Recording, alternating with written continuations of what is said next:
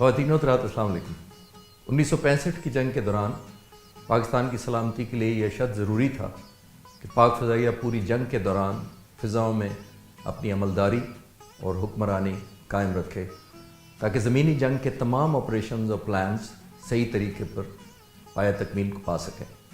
Technology اور عددی اعتبار سے برتری نہ ہونے کے باوجود یہ ایک بہت بڑا چیلنج تھا، جس کے اصول کے لیے پاک فضائیہ نے ایک جارحانہ اور نڈر انداز اپنایا، جس نے بالآخر ملک کی فضائی حدود کو ناقابل تسخیر ڈھال فراہم کی۔ یہ کامیابی بنیادی طور per air marshal Asghar Khan کی دور اندیشی اور قائدانہ صلاحیتوں سے منسوب ہے۔ وہ دوسری جنگ عظیم کے تجربہ کار لڑاکا پائلٹ تھے اور پاکستان کی آزادی سے پہلے برما میں اپنی خدمات انجام دے چکے تھے۔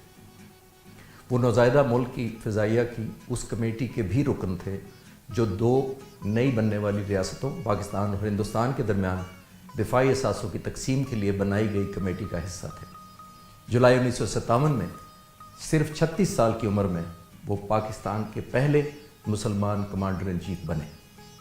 انہوں نے 1947 سے 1965 تک 18 سال کی سروس کے دوران پاک فضائیہ کو ایک انتہائی قابل احترام قوت میں تبدیل کر دیا۔ خواتین و حضرات، پاکستانی قوم تقریباً ایک ہفتے کے بعد یوم پاکستان منانے جا رہی ہے۔ اس موقع پر پاک فضائیہ نے سوچا کہ کیوں نہ تاریخ کے ان صفوں پر نظر دوڑائی جائے اور ان پہلوؤں کو اجاگر کیا جائے جو عمومی طور پر کم توجہ پاتے ہیں۔ یہ تو ہم سب جانتے ہیں کہ پاک فضائیہ 1965 کی جنگ شروع ہونے سے کچھ دن پہلے ہی انتہائی الرٹ کر دی گئی تھی۔ آنے والے چند دنوں میں ہم پاک فضائیہ کی چند جنگ شروع ہونے سے پہلے کی تیاری، دشمن سے جھڑپیں اور زمینی افواج کی مدد کے لیے پاک فضائیہ کے آپریشنز کا روزانہ کی بنیاد پر واقعات کا ذکر کریں گے۔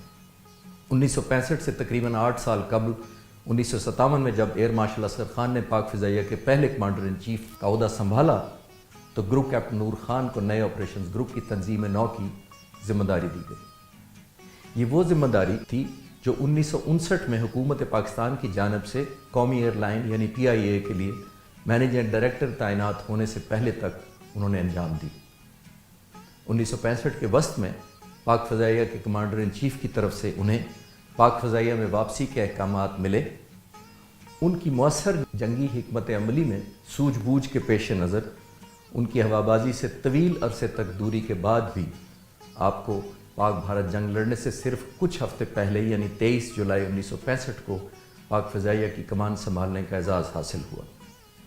یہاں یہ بات قابل ذکر ہے کہ آپ نے 6 سال فضائیہ سے دور رہنے کے باوجود چند دنوں میں سرگودا سے T-33 طیارے پر ایک مشن کرنے کے بعد F-86 پر بھی فلائنگ میں عبور حاصل کر لیا اور جلد ہی آواز سے دگنی رفتار کے جہاز یعنی F-104 کو اڑانے میں بھی مہارت حاصل کر لی، جس کے چند دنوں بعد انہوں نے ہوا سے زمین پر گولیوں کے نشانے میں 100% سکور حاصل کیا، جو کہ تقریباً ناممکن تھا کیونکہ یہ سکور اس سے پہلے پاک فضائیہ میں کسی نے حاصل نہیں کیا تھا۔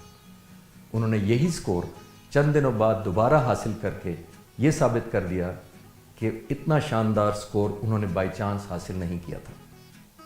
نئے ایئر فورس چیف نے اسی کارکردگی کا مظاہرہ F-6 طیارے پر بھی کر دکھایا۔ نور خان کی پاک بھارت جنگ میں کلیدی کردار اور پاک فضائیہ میں قائدانہ صلاحیتوں کی بنیاد پر اس بات میں کوئی شک نہیں تھا کہ ان کی قیادت کے بغیر پاکستان شاید شدید مشکلات سے دوچار ہو سکتا تھا۔ پاک فضائیہ اس وقت افواج پاکستان کا زور بازو تھی اور یوں نور خان کو صدر پاکستان فیلڈ مارشل ایوب خان کی طرف سے پاک فضائیہ کے جنگی منصوبوں پر عمل درآمدگی کے لیے مکمل اختیار اور آزادی دے دی گئی۔ اگست 1965 کے اختتامی دنوں میں پاکستان اور بھارت کے درمیان تنازع کشمیر کی وجہ سے کشیدگی بڑھتی گئی، لیکن پاک فضائیہ نے یہ خطرہ بہت عرصہ پہلے بھانپ لیا تھا۔ اسی وجہ سے باہمی امدادی پروگرام کے ذریعے فراہم کردہ امریکی طیاروں سے لیس پاک فضائیہ اس وقت بہت مضبوط طاقت بن چکی تھی۔ پاک فضائیہ کے پاس اس وقت 92 F-86 طیارے دستیاب تھے، جبکہ 8 سیبر طیارے اوور آلنگ اور مرمت کی وجہ سے جنگ میں حصہ لینے کے قابل نہیں تھے۔ اس کے علاوہ 12 F-104 پاک فضائیہ کے بیڑے میں شامل تھے، جبکہ 2 ٹرینر طیارے بھی تھے جو جنگ کے لیے موزوں نہیں تھے۔ اس کے علاوہ 25 B-57 بمبار طیارے تھے جن میں کچھ جہازوں میں جاسوسی کے آلات بھی نصب کیے گئے تھے۔ پاک فضائیہ کے بیڑے میں شامل اضافی طور پر پاک فضائیہ کے پاس 12 T-33 جیٹ ٹرینر بھی تھے جنہیں موقع کی مناسبت سے محدود پیمانے پر جاسوسی اور زمینی حملے کے لیے استعمال کیا جا سکتا تھا۔ یہ سب 141 جنگی جہاز 9 اسکواڈن میں تقسیم کیے گئے تھے۔ پاک فضائیہ کے اس جنگی بیڑے کو 30 مختلف ٹرینر، ٹرانسپورٹ اور ہیلی کاپٹروں کی بھی مدد حاصل تھی۔ اس کے مقابلے میں ہندوستان ایئر فورس کے پاس لگ بھگ 775 طیارے تھے جو 29 اسکواڈن میں تقسیم کیے گئے تھے۔ 500 سے زیادہ تو ایسے طیارے تھے جو بطور فرنٹ لائن استعمال ہو سکتے تھے۔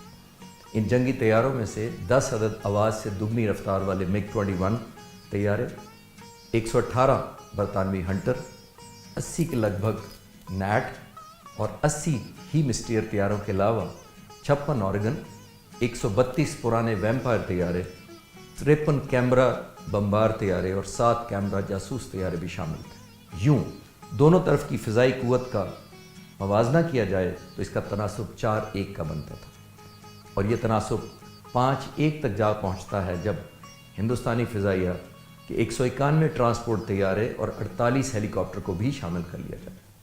جب جنگ کے امکانات بہت بڑھ گئے تو پاک فضائیہ نے اپنے تمام جنگی جہاز مختلف جنگی یونٹوں میں تعینات کر دیے تاکہ دشمن کے ناپاک عزائم کا بھرپور اور منہ توڑ جواب دیا جا سکے۔ یہ 141 کے قریب جنگی جہاز 4 مختلف بیسز پر تعینات کیے گئے، یعنی سرگودا، پشاور، ماری پور، کراچی اور ڈھاکہ۔ خواتین و حضرات، یہ تھے وہ حالات اور یہ تھے وہ جنگی سامان جن کے ہوتے ہوئے پاکستان اور ہندوستان کے درمیان کشیدگی اس حد تک بڑھ چکی تھی کہ جنگ کسی وقت بھی شروع ہو سکتی تھی۔ آئندہ دنوں میں ہم آنے والے دنوں میں ہونے والے واقعات کا ذکر کریں گے۔ پاکستان ایئر فورس زندہ باد، پاکستان آئندہ باد۔